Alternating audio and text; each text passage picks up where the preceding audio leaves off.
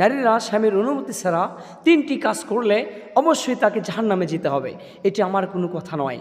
রাসূল করিম সাল্লাল্লাহু আলাইহি সাল্লাম বলেছেন, নারীরা যদি এই 3টি কাজ স্বামীর অনুমতি ছাড়া জোর করে তাহলে তাকে অবশ্যই জাহান্নামের শাস্তি ভোগ করতে হবে।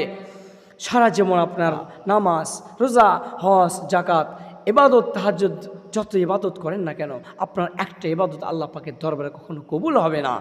জাহান্নাম ছাড়া আপনার কোনো উপায় থাকবে না। বোন, আমার প্রিয় মা বোনেরা, স্বামীর অনুমতি ছাড়াই 3টি কাজ কখনই করবেন না।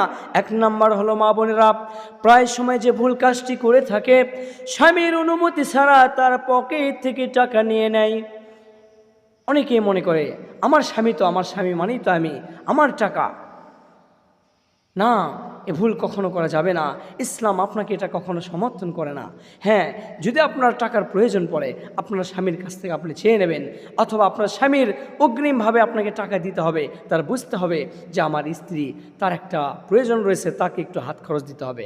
2 নাম্বার যে বিষয়টি, স্বামীকে যারা কারণে অকারণে কষ্ট দেয়, স্বামীকে যারা পাত্তা দেয় না, স্বামীর সঙ্গে সুন্দর ভাষায় যারা কথা বলে না, পরপুরুষের সঙ্গে যারা কথা বলে, সময় দেয়, স্বামীর ডাকে যে নারী সাড়া দেয় না, স্বামীকে তুচ্ছ তাচ্ছিল্য করে, আল্লাহ রাব্বুল আলামিন ওই নারীকে কখনো জান্নাতে যেতে দেবে না।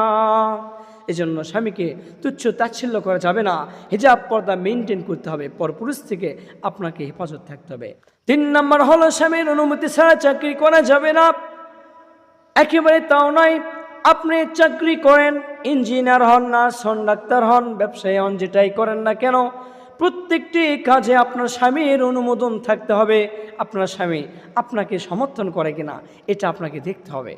যদি সমর্থন করে, আপনি যে চাকরি করেন না কেন, যা কিছুই করেন না কেন, কোনো সমস্যা নেই, এক্ষেত্রে কোনো বাধা নেই। ইসলাম আপনাকে বাধা দেয় না। যদি আপনি পর্দা হিজাব মেনটেন করে সকল কার্যক্রম পরিচালনা করেন, তাহলে ইসলাম আপনাকে সমর্থন করে। এই জন্য মা বোনেরা সাবধান হয়ে যান।